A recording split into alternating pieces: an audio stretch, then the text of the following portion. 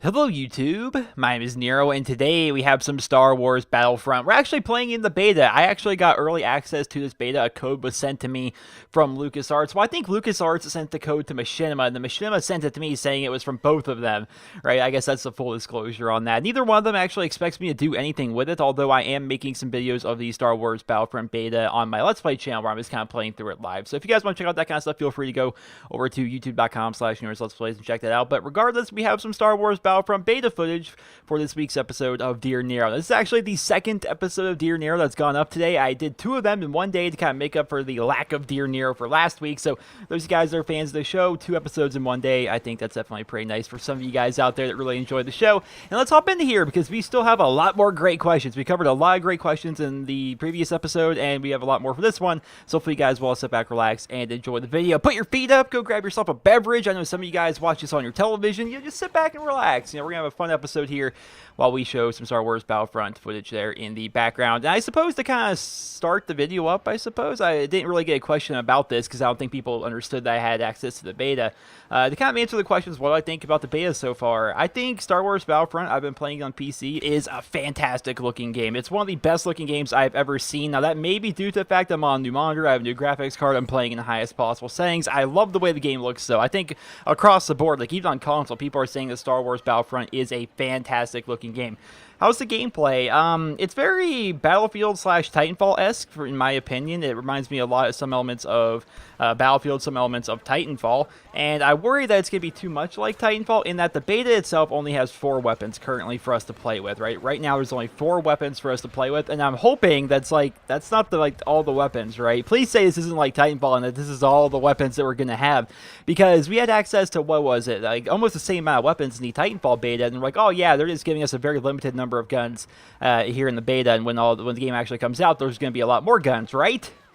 Right? Yeah, there wasn't. In Titanfall, they had a very, very small number of guns. I'm hoping that Star Wars Battlefront's not the same way, because regardless if it kind of like makes sense lore-wise, it makes sense within the canon of the game, you need to have more weapons. You need to have more variety in your game. But the weapons that are in there right now, I like the weapons. I think the game is actually fun, but something about it kind of feels to me. I don't know. Can't really quite put my finger on it. I'm probably 3 hours into the beta. Probably have vlogged 3 hours of game time over the past day or so. And overall, I think the game's fun. It's not mind-blowing to me just yet. I wonder if it's like the lack of maps, the lack of game modes, lack of weapon variety, or lack of customization so far in the beta.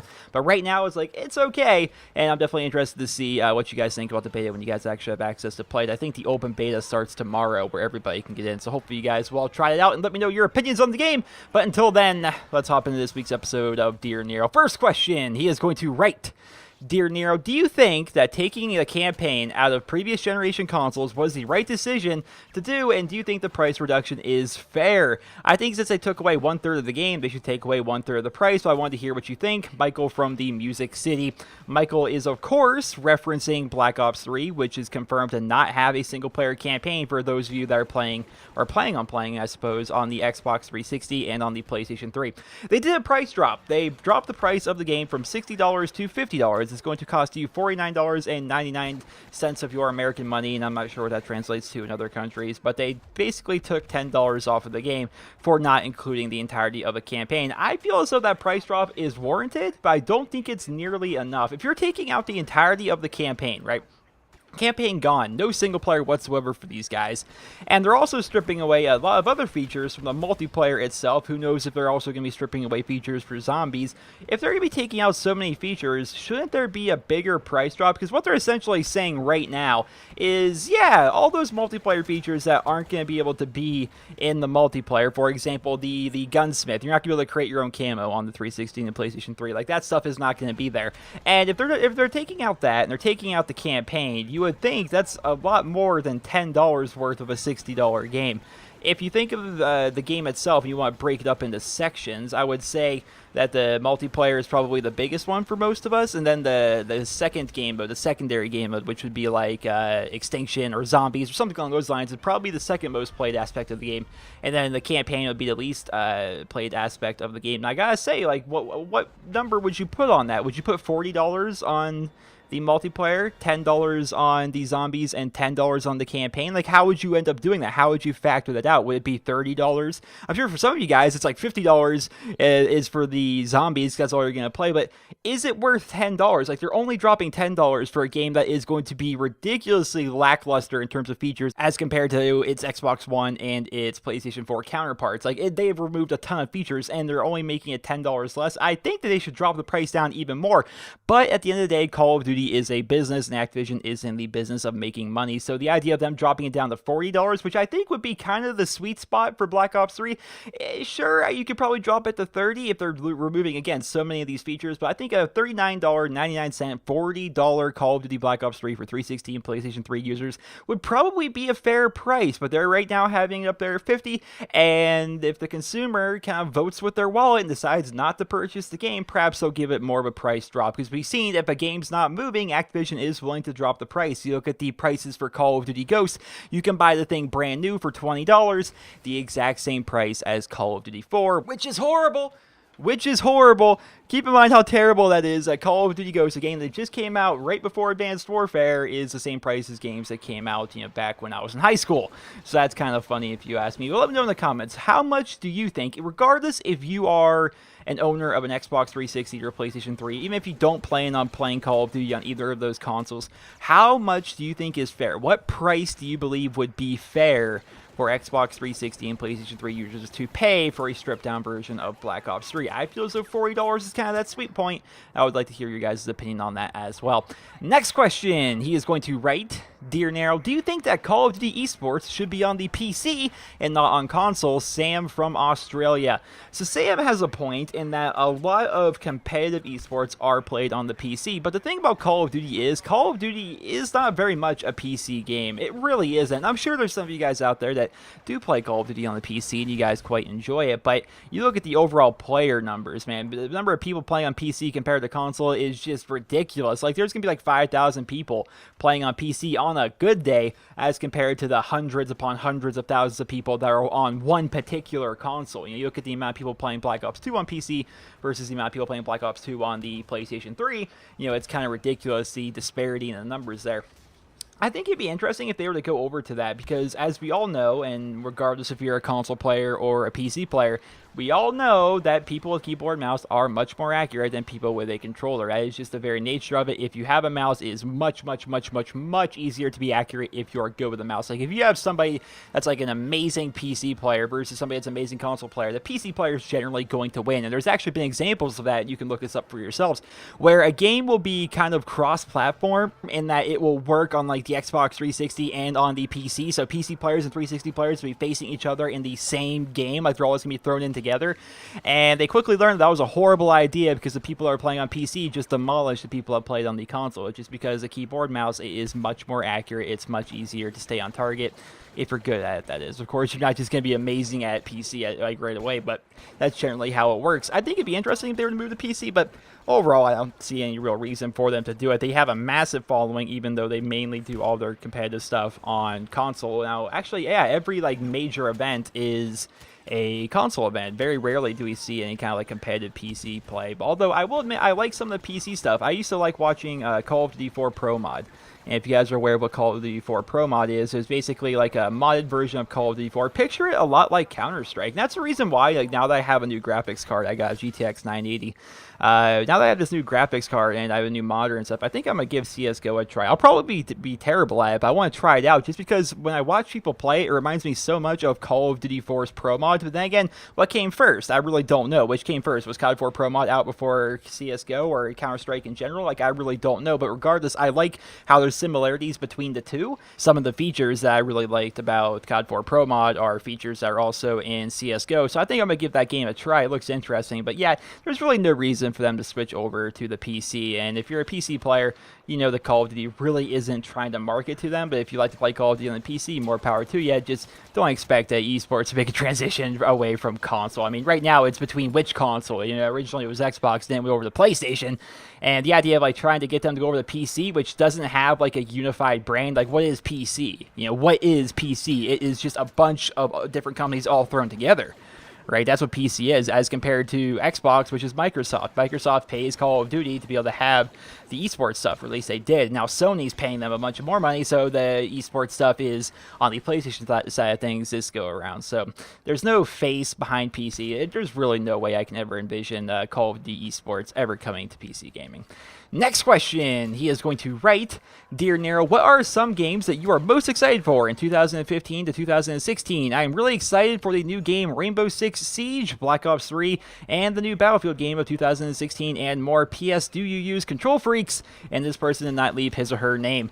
To answer the latter half of that, no, I don't use control freaks. I don't use any special modifications to my controller whatsoever. While I'm playing on the Xbox One or the PS4 or 360 or what have you, I'm playing with a standard stock controller. That's just the way of it. I don't really like the idea of adding in extra little modifications and stuff like that. So no, I don't use anything like that. What games am I most excited for 2015 2016? I am totally stoked for Black Ops 3, obviously. I actually made a playlist recently here on my YouTube channel, which is like all Black Ops 3 pre-release stuff. Like all the Black Ops 3 videos I've made about Black Ops 3, covering Black Ops 3, speculating about Black Ops 3 before the game actually came out. We're almost up to like 100 videos or something like that on there. Like, it's kind of ridiculous, the amount I actually have there. Actually, I'm going to go to my video manager right now, and I'm going to take a peek as the exact number of videos. 85. That's how many Black Ops 3 pre-release videos I have. And if you want to find that playlist, you can do so just by going to my YouTube channel and finding the playlist from there. So yeah, I've totally made a ton of Black Ops 3 videos. Really excited for that.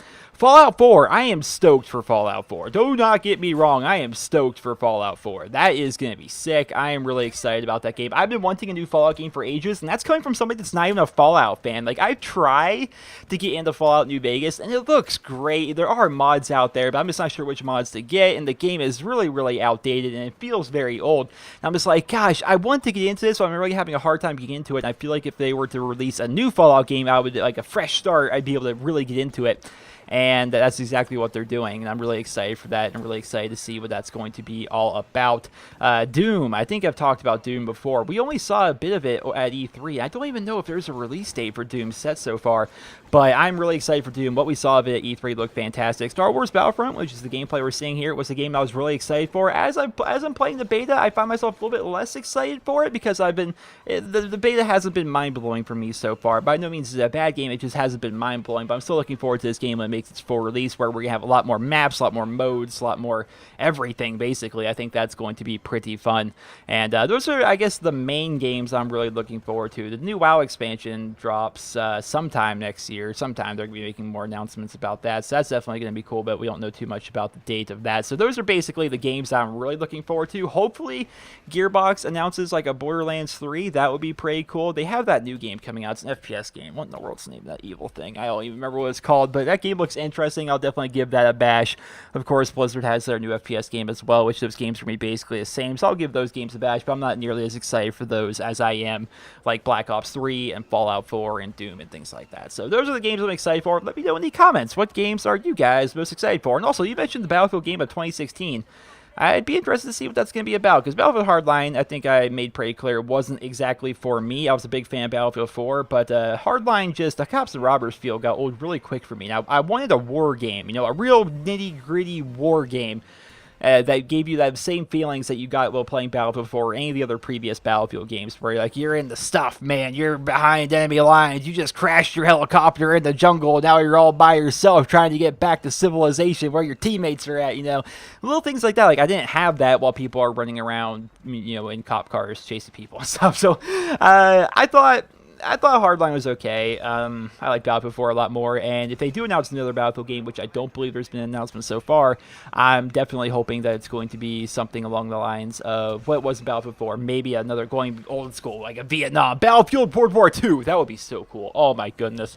If there was a World War II Battlefield, why isn't there a World War II Battlefield game now I think about it? I mean, there were in the past. Why is there not a modern one with tanks and flamethrowers and planes and Japanese Zeros and all that? Like, why is there not a modern one of this? Oh my goodness. I want that more than a World War II Call of Duty, to be honest, because that would just be insane. Running around with an M1 Garand, having to go ting every time you're out of ammo. Oh, it'd be so cool. Oh, now I'm all excited. There needs to be a new World War II Battlefield game. Oh my goodness, that would be amazing.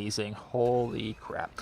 Next question. He is going to write, Dear Nero, I am going to be on fall break soon. I want to know what games I should buy for the 2-week period. I'm sure a lot of people, myself included, are at the time where the current Call of Duty is boring and they just want the next COD to come out, but it isn't out yet. So I was wondering, what games do you play besides Call of Duty and MOBAs like Dota?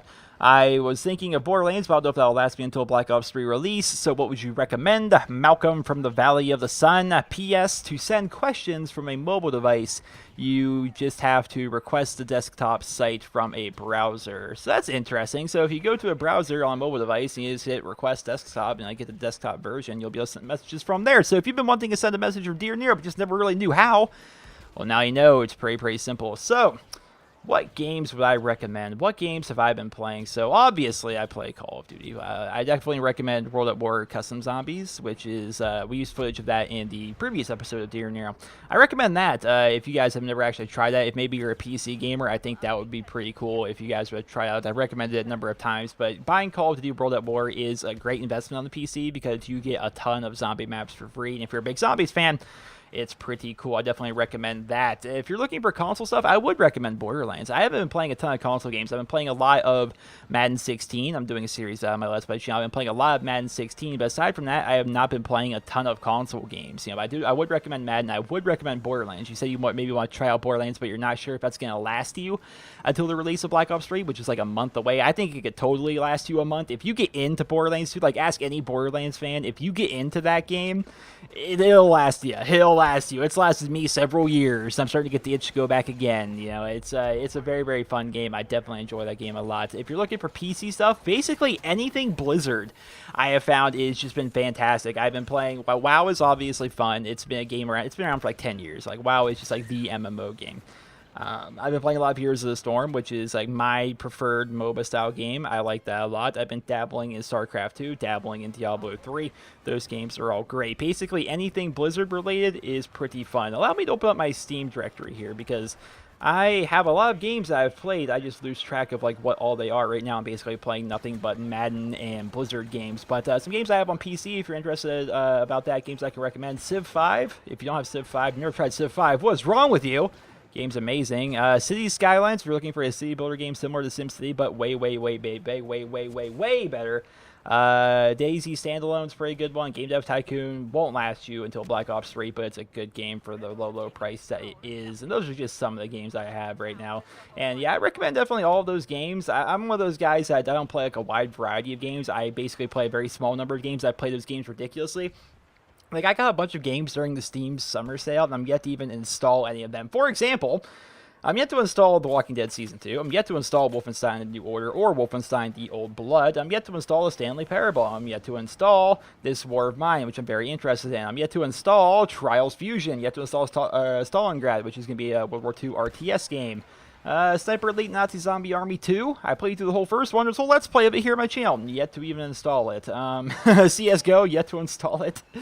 Oh gosh, I got like a bunch of these games and stuff. It's just like I already have games I like to play. There's just not enough time in a day. Plus, making YouTube videos, there's just not enough time. But yeah, there's definitely a lot of games out there, guys. And I feel like a lot of people are stuck in like this rut of like Call of Duty's the only game that they play. And I was like that for a number of years. But the more and more I played Call of Duty, you know, after a while, it's like, well, I'm tired of this being the only game I play. Because after a while, even Call of Duty can get stale. So I started experimenting with other games, and it's kind of like drugs in a way. You know, you start off with something weak, and then you start experimenting with a bunch of other stuff. It's like, I wonder if this is gonna be better. Oh yeah, let's try this. Until eventually, I'm just like a fan of like all genres of games now. So yeah, those are some games I would recommend, and hopefully you can find one out there that will last you until Black Ops 3 makes its release. Next question, he's gonna write, Dear Nero, I was watching some of your Madden 16 videos since I just got the game last week, and I noticed that you always talk about how you use the Browns, and as a result, you stick to short passes.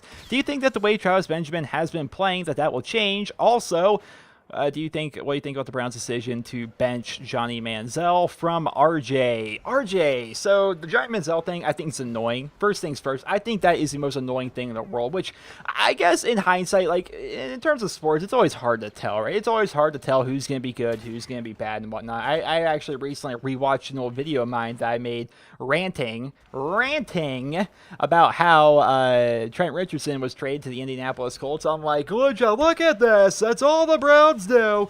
They draft a player, and when someone finally does good, they just get rid of them right away. They never give anyone time to develop. It's just so And obviously Trent Richardson's a free agent right now, and is one of the worst running backs in the league. So it's hard to tell who's going to be good, who's going to be bad. But you look at Josh McCown, right? You look at Josh McCown. He has been a journeyman quarterback for a number of years now. He's been a quarterback that has gone team to team to team to team to team, just like his brother Luke. There have never been starter quality. They've always just been basically backup quality players. That's what they've always been. And the idea the Browns have is like, let's take this veteran, this old veteran who knows what he's doing. He's very safe. He'll get us the win. He'll be safe. You know, they grab these old guys. Jake Delhomme comes to mind. Obviously, Josh McCown here comes to mind. Jason Campbell comes to mind. Just in recent years, you have all these old guys coming in here that were either way over the hill or never were. You know, I would call them has-beens, but some of these guys were never was people, you know. And they never give the new people the chance. You know, back when they had Brady Quinn, they didn't give him much of a chance. Colt McCoy didn't give him much of a chance. Johnny Manziel now, they're not giving him much of a chance. Brandon Weeden, even though he was old, not giving him much of a chance. Like, they bring in these new guys, and it's like, what? You haven't got us to the Super Bowl in your first 2 games, so I suppose we're going to have to bring in this old has-been and have him just lead us to another mediocre 5-11 season like the Browns have every single year. The way I figure it, you're not going to go anywhere with Josh McCown. You're not even a playoff contending team with Josh McCown. Why not put Johnny Manziel in there to allow him to try to develop, allow him to feel comfortable like he doesn't have this guy breathing down his throat to take his job every couple of seconds, and allow him to get comfortable with the offense, allow him to make some big-time plays like we know he is capable of from his years at Texas A&M. What happened to that? Why don't we just go ahead and do that? So I think it's annoying they're not starting Manziel, but what can you do? The Browns they've been called the factory of sadness for a number of years now, and this is just another reason why. Playing with Travis Benjamin, do I think that's going to make it so I throw deep more often in Madden? Probably not, because when I play Madden, I'm actually getting to the point where I'm primarily just playing my player mode. Like, I do have a franchise with the Browns, and it is fun, but one player isn't going to make me want to try and throw deep very much. The reason why I throw so many short passes in Madden is because that's what I've always been comfortable with. Because the Browns, like I said, they're always switching in and out of quarterbacks. They've never had a good quarterback. And so as a result, all my years of playing Madden as the Browns, I never had a good quarterback. So if I wanted to be successful, I had to learn to run the ball pretty well, and I had to learn to throw short passes, which is what those quarterbacks could actually do. I didn't grow up like a Patriots fan who had Tom Brady or a Colts fan that had Peyton Manning just slinging the ball all across the field in Madden. I never had that. So it made me play a specific way in Madden. So yeah, I think that was kind of a long answer, I suppose. But man, I'm a big fan of football. You guys know that. I like the NFL a lot. I pay a lot of attention to it. One of the reasons why I don't usually post videos on Sundays is because I'm over at my cousin's house and we're watching football. We have a fantasy league and whatnot, and it's a big thing for me. I really enjoy football, and to see what the Browns are doing, it's like after a number of years though, you kind of just get to a point where it's like, yep, there's Cleveland again. Just like they always are. Next question. He is going to write, Dear Nero, have you ever owned a gun? And if so, what was your first gun and when did you get it? Noah from Maryland. Noah, I own 2 guns. My family has always been into guns. My family, both sides of my family actually, we've always been hunters. And so the first gun I ever got was actually my deceased Uncle Jeff's 30-30 Winchester lever action rifle. And if you guys want to look it up, I think it's a model 1890, I always mix up, it's either 1897 or 1892. Something along those lines. And it's a lever action rifle. It's a very fun gun to shoot. It's a very good brush gun. But we actually put a scope on it, believe it or not. We side mount a scope on it, and that's what I used to hunt. So that's the first weapon I've ever actually owned. Technically, is that it was kind of given to me by my dad, who Jeff was his cousin. So I always call him my uncle, though, regardless, even though he isn't technically my uncle. I don't think no, he wouldn't technically be my uncle, right? He's my dad's cousin, but he's always been my Uncle Jeff to me. And after he passed, I got his gun. And so I own that. I also own a Mosin Nagant 9130, which is, of course, it was the standard infantry rifle for the Red Army during World War II, and they were so mass-produced that they're actually pretty easy to get. You can actually pick up a Mosin Nagant, the same rifle that you had in Call of Duty World at War. You can get the same rifle for about $100, maybe up to $120 at the most here in the States. So that's kind of cool. One thing to note, just because it's a Mosin Nagant does not mean that it's necessarily going to be a sniper rifle, although you can pretty easily make it a sniper rifle, quote unquote. So the Mosin Nagants out there that were like actually used as sniper rifles during World War II, some of them had specific markings, but a lot of them, the really big difference between like an infantry rifle Mosin Nagant and a sniper rifle Mosin Nagant was the sniper rifle ones had a bent bolt. Like you picture like the bolt for a Mosin Nagant, it's straight, and with it being straight like that, you couldn't actually put a scope on it like whatsoever, even if you tried to really side mount it. So having a curved bolt made it a bit easier to put the scope on there, and that's actually the big difference, I suppose, for Mosin Nagants, which was an infantry and which was a sniper rifle. But my one has like the original bolt. It's got basically original everything on it, and so it was clearly an infantry rifle. If I wanted to buy like a PU scope, like a scope that was actually used on the Mosin Nagants during World War II, that would definitely run into a lot more money because there's a lot less of those out there as compared to the number of actual Mosin Nagants. But yeah, those are the two weapons I own. I actually didn't even go hunting last year. I think I'm gonna go hunting again this year. We'll have to see about that. And if anything, I'm just gonna take this time because a lot of people in this area are out shooting guns and whatnot and trying to scope in their rifles and whatnot for hunting season. So if anything, I want to take my Mosin Nagant out and shoot it a little bit because it's been a while and it's a fun gun to shoot. I like the Mosin Nagant a lot. Next question, he writes, Dear Nero, I have noticed over your many years of Call of Duty that you play the objective in a lot of game modes that offer it. So I have been wondering if you have ever thought about maybe playing any PC objective competitive-based games like Counter-Strike or maybe even Rainbow Six Siege when it comes out. As a PC Master Race believer, I think that the objective rules all and that games focused on it are more enjoyable. Keep up the great content. Cornell from Texas. So Cornell, I agree. I like objectives. Team deathmatches and free-for-alls, those are okay, but I like objectives because they give you that feeling of like, I'm working towards something. I'm playing the objective. I'm working towards a goal right now. I just find objective game modes more enjoyable in any game, not even just Call of Duty, like even here in Star Wars. I like the fact that there's no just like team deathmatch mode. I like the fact there's objectives for us to try and move to. I like that aspect of it. Will I ever start playing stuff like Counter-Strike? Again, like I mentioned earlier, I am going to be trying out Counter-Strike Go. I need to actually uninstall some games because my C drive is actually getting pretty full right now. I have a lot of games installed I don't even play anymore, and I should probably go ahead and just get rid of those and just uninstall them to clear up some space on the old C drive so I can actually download the thing and play it pretty well. But yeah, I like objective game modes. I like objective games in general. If a game has an objective to it, I like that. That's one of the reasons why I think Heroes of the Storm really kind of resonated with me as a MOBA game. I played League of Legends for a little bit, but I was so confused by it. And there was already like a meta game evolved around that, and people already knew what was going on. And it just felt like it's like the objective is to get to the opponent's core, but it's like there's no other objective besides just like playing on the map, And I like the fact that in Heroes of the Storm there's a bunch of objectives in every single game mode and different things for you to do. And yeah, I like objective-based stuff. I definitely think that's pretty cool. But yeah, you're part of the PC Master Race. I call it the PC Mustard Race personally. But I don't know. I'm slowly becoming part of that PC Master Race, I suppose. I've gotten to the point where primarily I play two kinds of games on console still. I play Call of Duty and sports games on console because I don't feel as though sports games are very good on PC. Even most of the time, sports games don't even come out on PC, right? I feel as though they're a lot better on the console. And Call of Duty, I've always been like better with a controller than I have in a keyboard and mouse. I'm getting better with a keyboard and mouse, but I've played freaking console Call of Duty for so long, again, since like 2007, right? So it's been like almost 10 years of muscle memory on these sticks using a controller, that I'm more natural with it as compared to PC. And I just enjoy it more. So I play Call of Duty and sports games on the console, and then basically everything else I play on PC, because if you have a beastly enough PC, generally everything's gonna be better, unless it's a terrible port, which obviously PC gets a lot of. Next and final question, he is going to write, Dear Nero, do you use the social media site Reddit, and if so, what do you use it for? Many thanks, Justin from Australia. So Justin, I do have Reddit.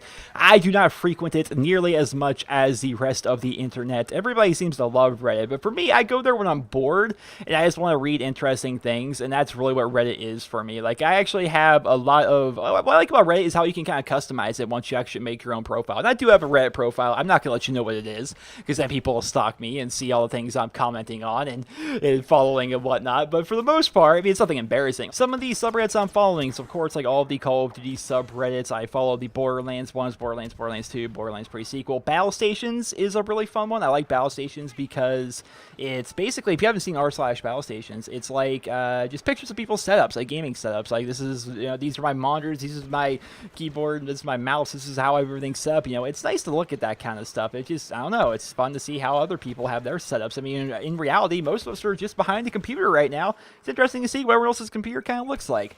DayZ, I follow that one. Basically any game that I like to play, I follow that. Like, I have all the DayZ one, I have the Elder Scrolls Online one, I have the WoW one, the Heroes of the Storm one, the Skyrim one, you know, stuff like that. Sometimes like TV shows like King of the Hill and The Simpsons, I love those shows. I don't follow stuff like The Walking Dead and stuff like that because I'm always afraid of spoilers, so I try to avoid that kind of a thing.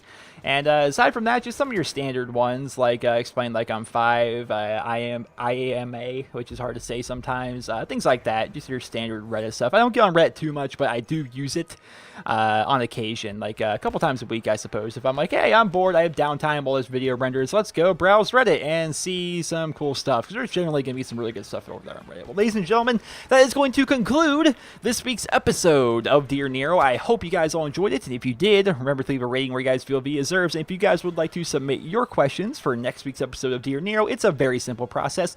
Go to my YouTube channel, youtube.com/NerosCinema, go to the About tab, and from there you'll find a send message button. What's that? You're on mobile and you don't have a send message button there, or even an About tab? Well, all you have to do is go into your browser on your mobile device, which we learned here from Malcolm, who is from the Valley of the Sun, that all you have to do while on the mobile device is request the desktop site from your browser. It's really that simple. And from there, you'll see the send message button, submit your question, and if I can request just one thing, be sure to preface your question by putting Dear Nero at the very beginning of it. That way, when I'm scrolling through all the questions, I can easily identify the ones that were specifically sent for Dear Nero. Once again, guys, I hope you guys all enjoyed the video. Remember to leave a rating. I hope you guys all have a wonderful day.